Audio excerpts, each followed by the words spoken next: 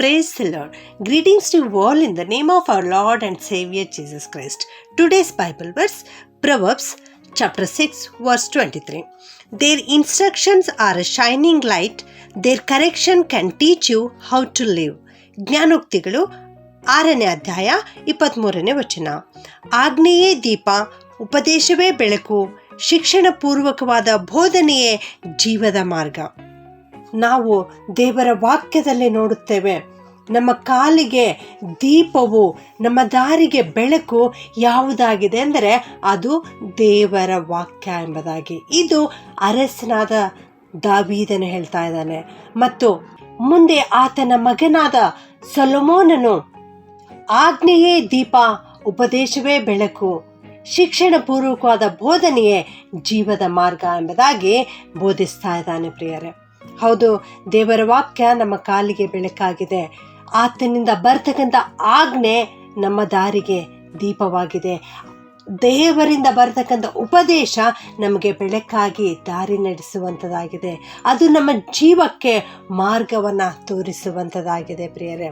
ಒಂದು ಸಾರಿ ಕಾರ್ಗತ್ತಲಿನಲ್ಲಿ ಒಂದು ದೋಣಿ ಸಮುದ್ರದಲ್ಲಿ ಸಾಗುತ್ತಾ ಇರುವಂಥ ಸಂದರ್ಭದಲ್ಲಿ ಬೋರ್ಗರೆಯುವಂತಹ ಅಲೆಗಳು ಎದ್ದು ಆ ದೋಣಿ ಎಲ್ಲಿ ಮುಳುಗಿ ಹೋಗುತ್ತದೋ ಅನ್ನುವಂಥ ಭಯಕ್ಕೆ ಅವರೆಲ್ಲರೂ ಒಳಗಾಗಿದ್ದರು ಪ್ರಿಯರೇ. ಅಂಥ ಒಂದು ಸಂದರ್ಭದಲ್ಲಿ ಆ ಅಂಬಿಗನು, ದೋಣಿ ನಡೆಸುವವನು ಏನು ಮಾಡಬೇಕೆಂಬುದಾಗಿ ದಿಕ್ಕು ತೋಚದವನಾಗಿರುವಾಗ ತನ್ನ ಕಣ್ಣುಗಳಿಂದ ಆ ಕಡೆ ಈ ಕಡೆ ಎಲ್ಲ ಕಡೆ ದೃಷ್ಟಿಸ್ತಾ ಇರ್ತಾನೆ. ಆ ಒಂದು ಸಂದರ್ಭದಲ್ಲಿ ಅವನ ಕಣ್ಣಿಗೆ ಒಂದು ದೀಪಗೃಹ ಕಾಣಬರುತ್ತದೆ ಪ್ರಿಯರೇ, ಲೈಟ್ ಹೌಸ್ ಕಾಣಬರುತ್ತದೆ. ಆ ಕೆಂಪು ದೀಪವನ್ನು ಅವನು ನೋಡುತ್ತಾನೆ. ಆಗ ಅವನಲ್ಲಿ ಬಹಳ ಸಂತೋಷ ಉಂಟಾಗ್ತದೆ, ಒಂದು ನಂಬಿಕೆ ಉಂಟಾಗ್ತದೆ. ಏನೆಂದರೆ ಹತ್ತಿರದಲ್ಲೇ ಒಂದು ದಂಡೆ ಇದೆ, ಅದಕ್ಕೆ ನಾನು ಹೋಗಿ ತಲುಪಬಹುದು ಎಂಬುದಾಗಿ ನಿರೀಕ್ಷಿಸಿ ಆ ಬೆಳಕು ಯಾವ ಕಡೆ ಅವನಿಗೆ ತೋರಿಸ್ತಾ ಇತ್ತೋ ಆ ದಾರಿಯಲ್ಲಿಯೇ ಅವನು ಮುನ್ನಡೆದು ಹೋಗಿ ಆ ದೋಣಿಯನ್ನು ಸುರಕ್ಷಿತವಾಗಿ ಒಂದು ದಡಕ್ಕೆ ಸೇರಿಸಿದನು ಪ್ರಿಯರೇ. ಹೌದು, ಇವತ್ತು ನಿನ್ನ ಜೀವಿತದಲ್ಲಿಯೂ ಕೂಡ, ನಿನ್ನ ಆಂತರ್ಯದಲ್ಲಿಯೂ ಕೂಡ ಯೋಚನೆಗಳು ಎನ್ನುವಂತಹ ಅಲೆಗಳು ಹೊಯ್ದಾಡ್ತಾ ಇರಬಹುದು, ಸಮಸ್ಯೆಗಳು ಎನ್ನುವಂತಹ ಅಲೆಗಳು ಹೊಯ್ದಾಡ್ತಾ ಇರಬಹುದು. ಆಗ ನೀನು ನಾನು ಎಲ್ಲಿಗೆ ಹೋಗಲಿ, ನಾನು ಏನು ಮಾಡಲಿ ಎಂಬುದಾಗಿ ದಿಕ್ಕು ಕಾಣದವನಾಗಿರಬಹುದು. ನನ್ನ ಪ್ರಿಯ ದೇವಜನರೇ, ಅಂಥ ಒಂದು ಸಂದರ್ಭದಲ್ಲಿ ನೀವು ಕಳವಳಗೊಳ್ಳುವುದು ಬೇಡ. ಆದರೆ ಆ ಬೆಳಕನ್ನು ತೋರಿಸುವಂತಹ ದೇವರು, ಆ ದೀಪವಾಗಿರ್ತಕ್ಕಂಥ ಯೇಸು ಕ್ರಿಸ್ತನ ಕಡೆಗೆ, ಬೆಳಕಾಗಿರುವ ಯೇಸು ಕ್ರಿಸ್ತನ ಕಡೆಗೆ ತಿರುಗಿಕೋ. ಸತ್ಯವೇದವನ್ನು ತೆಗೆದು ಓದು. ದೇವರ ವಾಕ್ಯವೆಂಬ ಬೆಳಕು ನಿನ್ನ ಜೀವಿತದಲ್ಲಿ ಕಾಣುತ್ತದೆ. ಆಗ ನೀನು ಯಾವ ಮಾರ್ಗದಲ್ಲಿ ಹೋಗಬೇಕು ಎನ್ನುವಂತಹ ಬೋಧನೆ ಆ ದೇವರ ವಾಕ್ಯ ನಿನಗೆ ಮಾಡುವಂಥದ್ದಾಗಿದೆ. ಖಂಡಿತವಾಗಿಯೂ ದೇವರು ತನ್ನ ವಾಕ್ಯವನ್ನು ನಿನಗೆ ಕಳುಹಿಸಿಕೊಟ್ಟು ನಿನಗೆ ಮಾರ್ಗ ನಡೆಸುವನು. ನೀನು ಆಗ ಸರಿಯಾದ ಮಾರ್ಗದಲ್ಲಿ ನಡೆಯಲಿಕ್ಕೆ ಸಾಧ್ಯವಾಗ್ತದೆ. ಕೀರ್ತನೆಗಾರನು ಕೂಡ ತನ್ನ ಜೀವಿತದಲ್ಲಿ ಸತ್ಯವೇದದ ವಾಕ್ಯಗಳನ್ನು ಗ್ರಹಿಸಿಕೊಂಡವನಾಗಿ ಅವನ ಜೀವಿತದಲ್ಲಿ ಸಮಸ್ಯೆಗಳು ಬಂದಾಗ ಕರ್ತನ ವಾಕ್ಯಗಳಿಂದ ಅಥವಾ ಯಾಜಕರ ಮೂಲಕವಾಗಿ ಅಥವಾ ಪ್ರವಾದಿಗಳ ಮೂಲಕವಾಗಿ ದೇವರ ಚಿತ್ತವನ್ನು ತಿಳಿದುಕೊಂಡನು.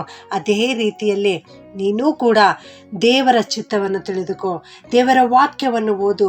ದೇವರು ಸ್ವತಃ ಬೆಳಕಾಗಿದ್ದುಕೊಂಡು ನಿನಗೆ ಮಾರ್ಗ ನಡೆಸುತ್ತಾರೆ.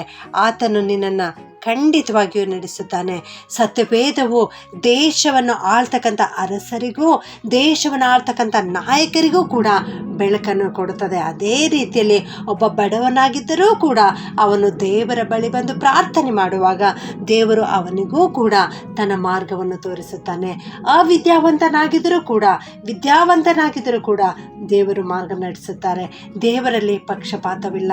ಇಂದು ನೀನು ಏನೇ ಆಗಿದ್ದರೂ ಕೂಡ ಸಮಸ್ಯೆಗಳ ಸುಳಿಯಲ್ಲಿ ಸಿಲುಕಿಕೊಂಡಿರುವಾಗ ದೇವರ ಕಡೆಗೆ ತಿರುಗಿಕೋ, ದೇವರನ್ನೇ ದೃಷ್ಟಿಸು.